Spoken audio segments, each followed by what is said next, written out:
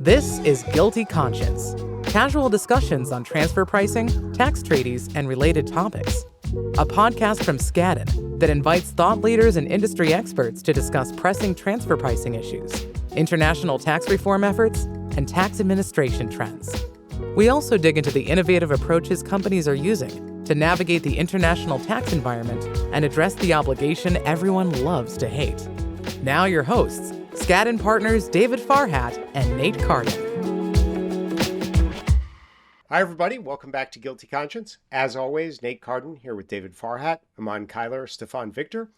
Today, we're joined by Liz Stevens from Kaplan and Niraja Srinivasan from Nira, who are going to talk to us about a really interesting program to develop new transfer pricing professionals because those of us who have been doing it for a while want to get out and we need people to take our place. Eman, you did this. So why don't you start us off? Tell us about it and what you did. Sure. First, both of you, thank you so much for joining us. I'm always excited to have conversation about mentorship and leadership, and this is the perfect forum to do that. So in the fall of 2020, you two launched the ABA's Transfer Pricing from Classroom to Boardroom mentorship program with the goal to pair law students and students in finance that are interested in a career in transfer pricing with in-house corporate leaders who are leaders in transfer pricing. And in my opinion, this is one first of its kind and a major contribution to the profession for two reasons. One, oftentimes when we think about mentoring law students, especially students interested in tax, we think about law firms, accounting firms, but we never think about that insider view of what multinationals care about, how they operate, their priorities, and I think this does that. And second, it gives these leaders who are transfer pricing experts an opportunity to share their wisdom. With that, can you tell us why you started this program and just the goals of the program as well? So we started the program because, it was the middle of the pandemic, and what else were we going to do with our time, mentorship has always been very meaningful to me. I feel like I've benefited from it hugely in my career and in my life. And so it's something that I think is meaningful and that is, I want to support. So the year that I was chair of the transfer pricing committee, I thought, well, let's try to start some sort of mentorship program and get, it's transfer pricing is niche. So getting a law student interested in tax is one thing. Getting a law student interested in transfer pricing is like on another level. But what if we could get people, who are second or 2Ls or 3Ls or LLM students and match them up with somebody who is, living transfer pricing day to day as a mentor, and not just someone, as you said, Eman, from a law firm or an accounting firm or, someone who's an advisor like us, but someone who's the actual client, and give them the perspective of the user, of transfer pricing. And give them an opportunity to develop a relationship. So that's sort of conceptually where I started, and I had attended a conference in Dallas, of all places, in November, I think, the previous year, right before the pandemic, and I heard Niraja speak on mentorship and team building within her company. So I thought, who better to work on this? And I called her up. And I'm passing her the baton right now. Let her give her side of the story. And I just have to complete that with, and the rest is history, right? but, but I was really thrilled and really honored when Liz called me and said, look, we're doing this program and, we'd like to pair up law students. And I'm not a lawyer. Okay, so mea culpa right here. But I'm just pairing up law students with in-house transfer pricing leaders. And I was at Dell at that point in time, and subsequently I went to Nira. So I was living the in-house life, and I'd never seen a law student come and ask me questions, perhaps once in a while a LinkedIn ping or something like that. So it was a very intriguing combination to me. Would it work? How do you make it work? How do you give the students something that isn't just too operational, too nitty-gritty? I mean, they're looking at transfer pricing from books, right? And the real world is a lot different. So would the corporate in-house team be able to really impart something that was interesting and intriguing and would get law students interested in transfer pricing as a profession? Now we have a new generation of transfer pricing practitioners that are going out into the world. So I loved Liz's idea. I thought it was fabulous. Um, and so we Pioneer Women decided, okay, let's give this a shot. Let's do a pilot program. Let's get it going and see how it would work and how do we scale it up.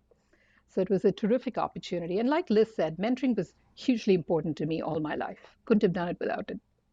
So how did it start out? What were the first couple of steps you guys took to kind of get it going, and how has it been going?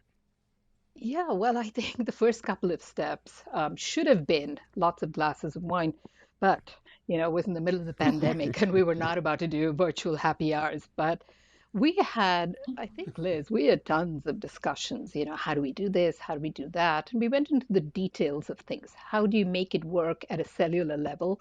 Because if it didn't work there, it was not going to be this big grand thing. And I think coming out of those discussions, step by step, came a program deck, a set of instructions, reaching out to law schools, reaching out to potential corporate mentors, and every step sort of yielded progress and some good output. And so we were very encouraged and we took it forward from there. We relied on a lot of friends. So Nirja has she has a lot of a lot of contacts in the corporate space, and I had a lot of contacts with law professors around the country, tax professors, and so we kind of both leaned on our contacts to try to source the mentors and the mentees. And we were very fortunate that we had a lot of people who were willing to be generous with their time and their recommendations, and kind of generate some enthusiasm. And we had an initial cohort of 6 students, which we grew into, were we at 12 or 13 last year? 14. We're at 9 this Yeah, year. Okay, 14. 14. Yeah. So, we've tried to, we think there are some benefits to keeping it relatively small, because the capstone exercise that happens at the end of the 1 year program, which we can tell you about, um, that could become unmanageable if we had 50 students. But we think having a smaller curated program where we can really focus our attention on the mentors and mentees, and help support their relationships, has made a lot of sense. But I think that this would not have, Nirja and I just kind of got it started, but people like Eman, who have been willing to help move heaven and earth to keep it going, and really put in a lot of hours and a lot of thought to make it successful. So a lot of shared credit. absolutely. Awesome. Can you just expand a little bit more about the capstone? I know that the pilot year, the case study was the Amazon 2017 case. Last year, we did a Compton Authority exercise, and we're, working on the exercise for this year. Can you just touch a little bit about what the exercise is, how we work on that, and all the fun that goes into that? Yeah, I think conceptually, we matched up the mentors and mentees, and we wanted to keep it fairly flexible, because we didn't want to impose too many requirements on our mentors, so they're already being generous with their time.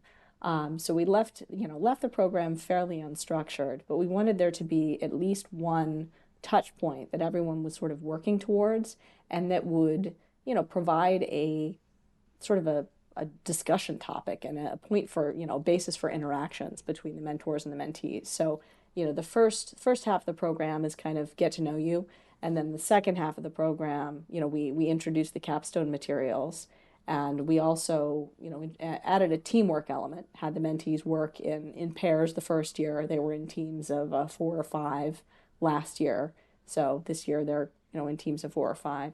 But so then they not only work together, but also maybe get to have some interaction with one another's mentors.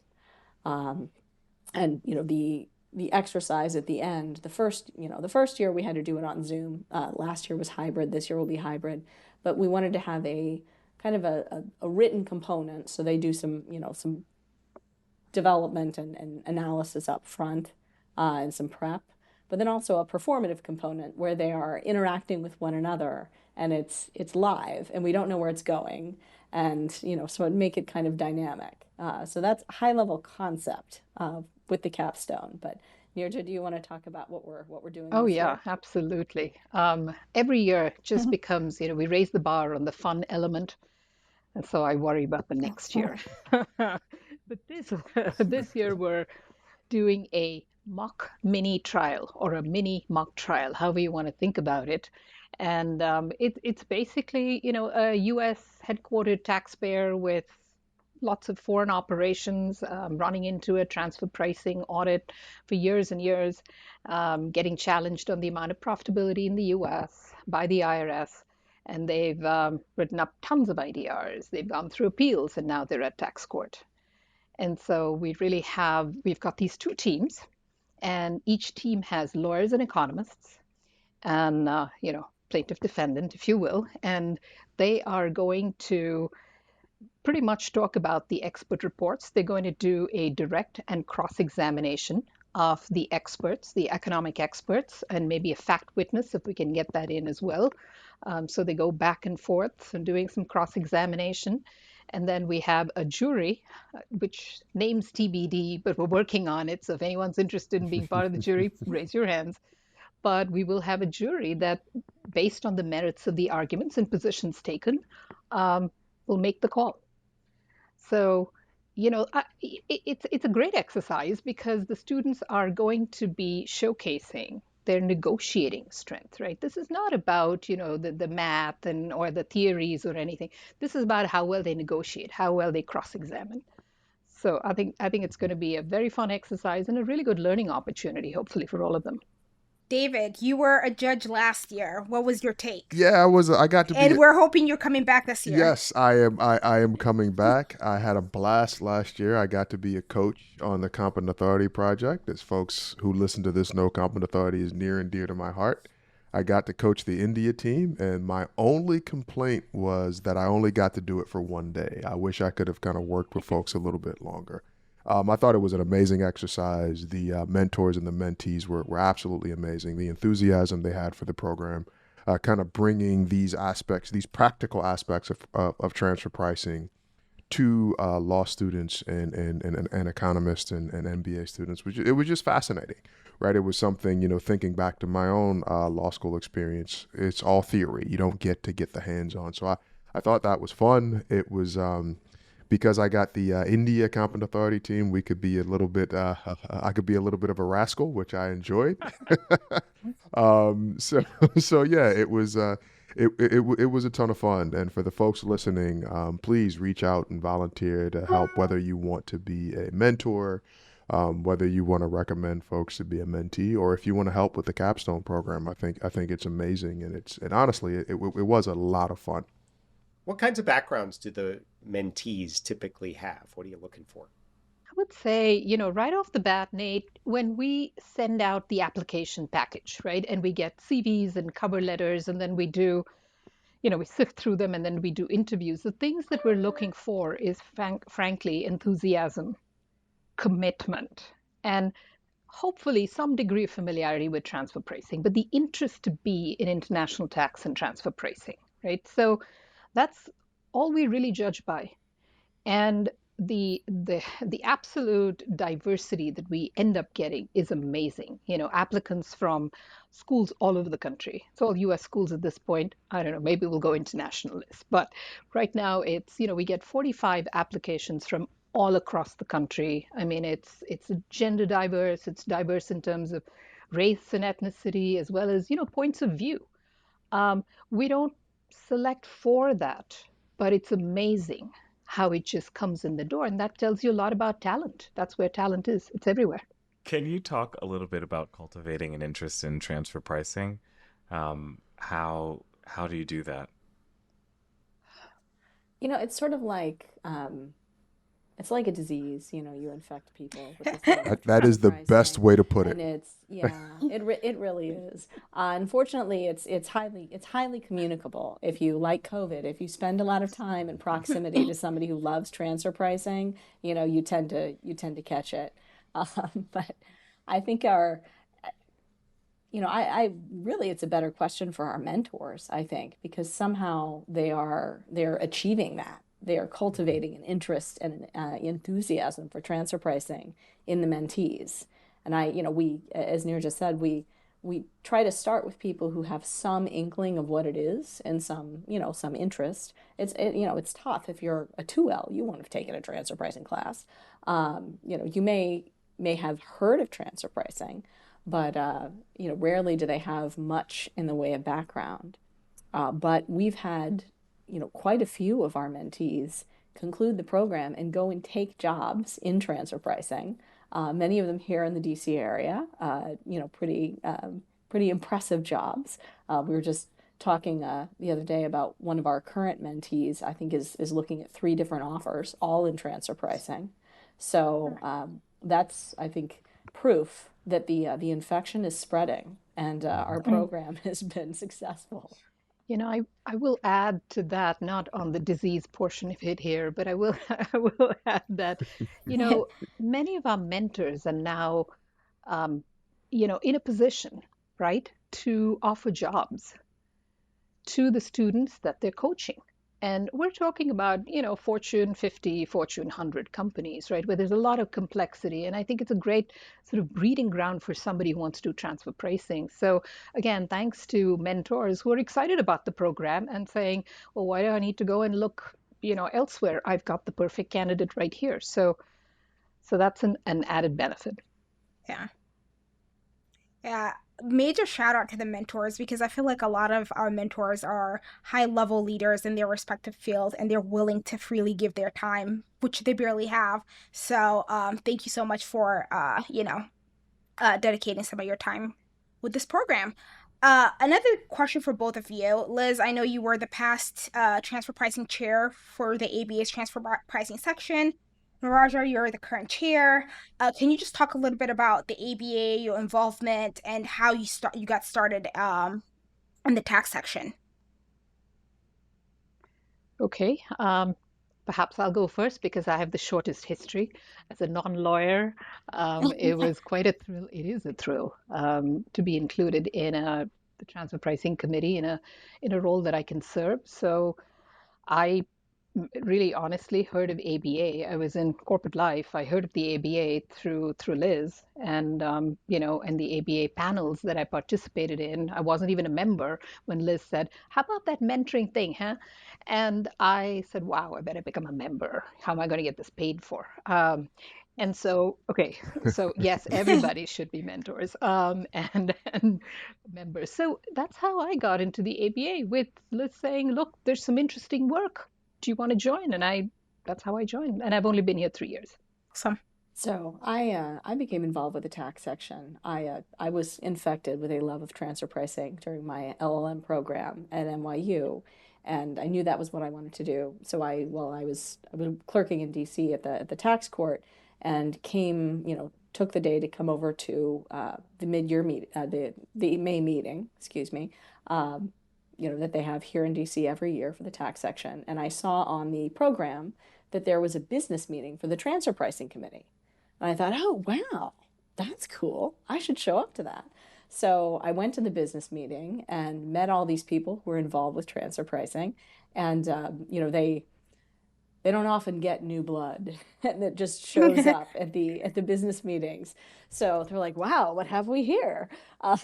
We should get this person involved. And it proved to be a really good platform to develop a network in transfer pricing. And, I've continued to be involved with the ABA in different roles. And I feel like the tax section is, it's a trade organization on one level, but it also has a bigger mission in terms of, enhancing the profession, increasing diversity within the profession, and sort of being a voice that the IRS and Treasury can look to that is not, we're not, if we write comment letters, we're not just speaking on behalf of individual clients. We're really trying to give you an objective view of, kind of effective tax administration and what is administrable, in the real world.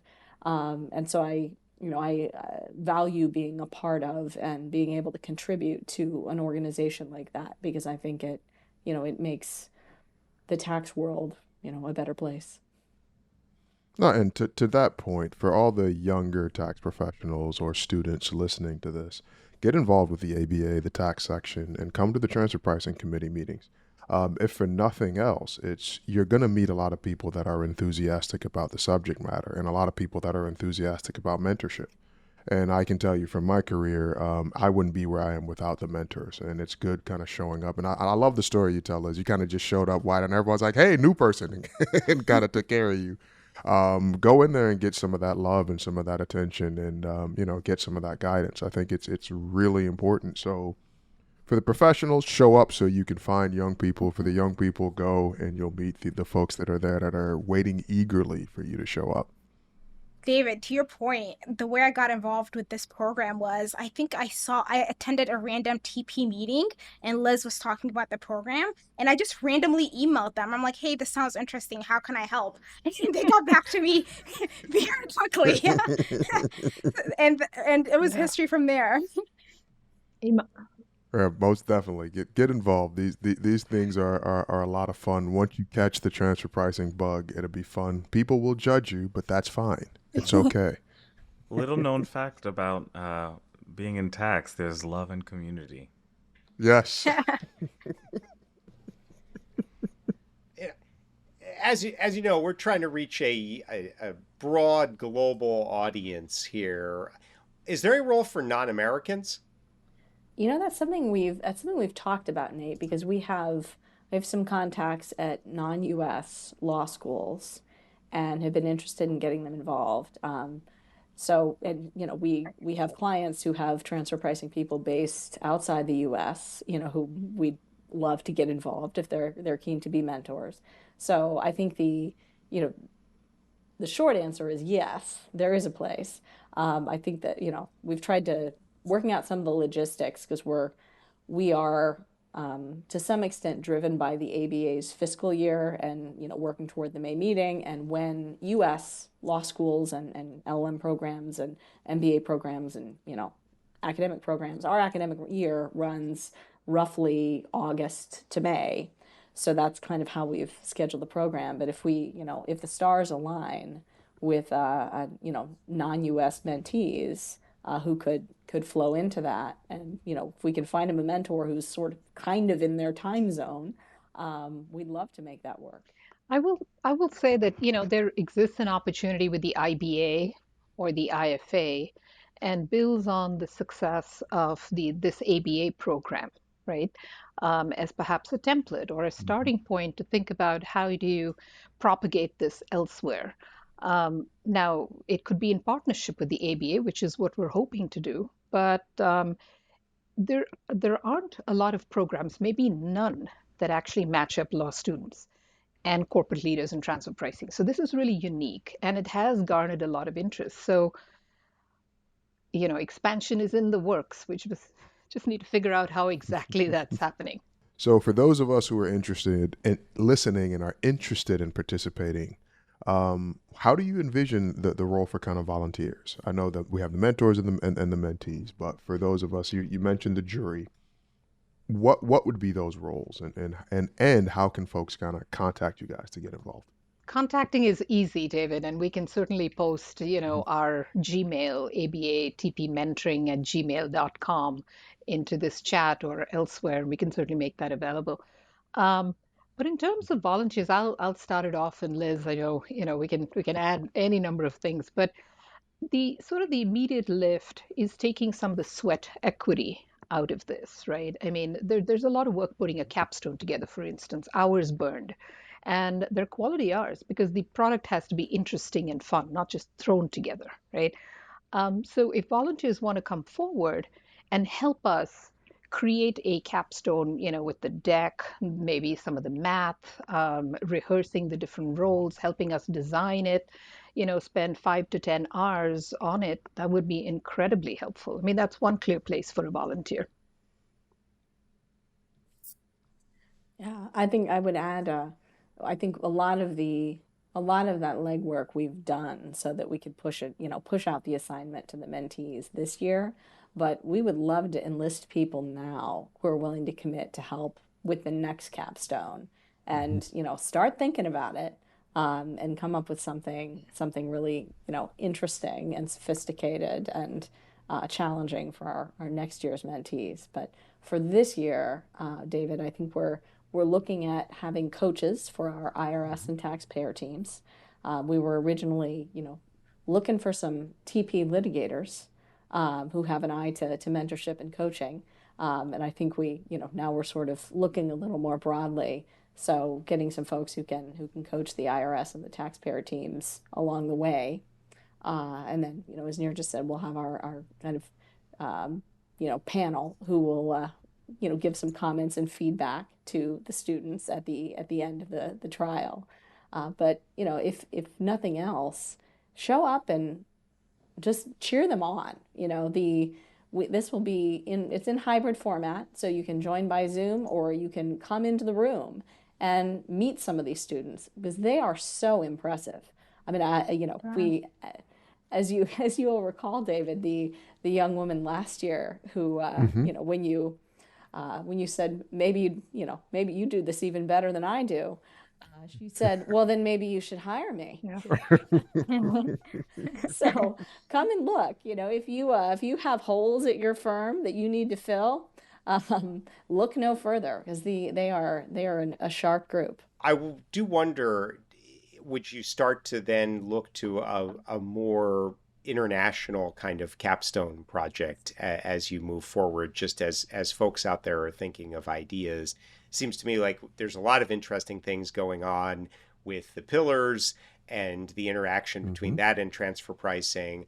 Personally, I think it would be a fantastic idea to have a capstone that involves overlap of transfer pricing and BEAT. But for those out there that are thinking about this, certainly, ideas welcome. And I think something in particular that starts to bring a global perspective into this from the vantage point that I'm looking at this from, somebody who'd both be interested in participating, but also, what kinds of talent needs are out there. I think particularly among more junior American lawyers, getting a sense of what's going on in the rest of the world is really critically important. And so I think an opportunity for people to get exposed to that would be great.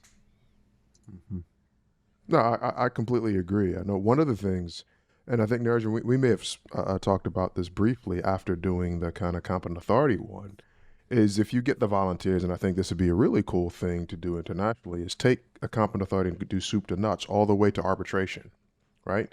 And maybe even layer in some of the stuff from the pillars and see how that works. And if you have international students, I think that'd be a good one. International students and mentors, it'd be a good one to kind of give perspective and looking at all of that. So I think there's a lot of fun that can be had with this. And as transfer pricing not only seems to be infectious from person to person, but it seems to be taking over tax, worldwide. Everything has a transfer pricing angle to it. Every new tax rule you hear about, there's some transfer pricing piece to it.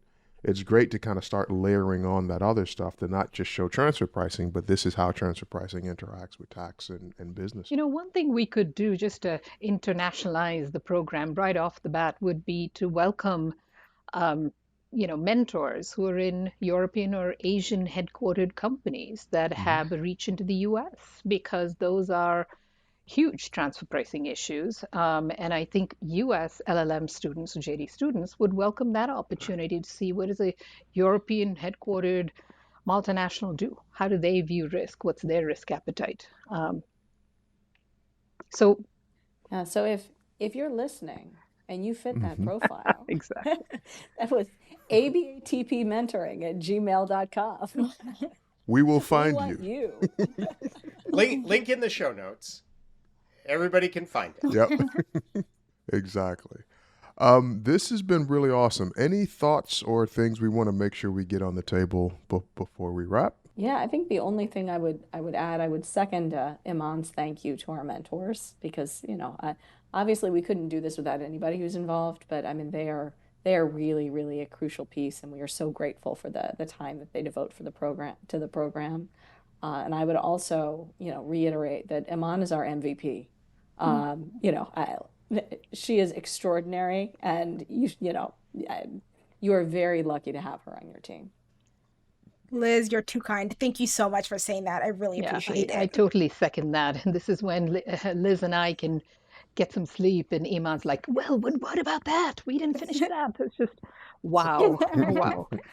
No, that's absolutely Too true. kind. And I will say to the mentees, potential mentees who are interested in applying for the program, don't wait. Please don't wait till September 29th to get your application in. Apply early. It's a great program. There's no thought required in terms of getting your application in. So early is good, and that does increase your chances of getting in the program. Well, with that being said, first of all, Liz, Niraja, Eman, thank you so much for doing this. I think the program's awesome. Big thanks to the mentors. Really appreciate you guys getting me involved last year. I had a blast and continue to help.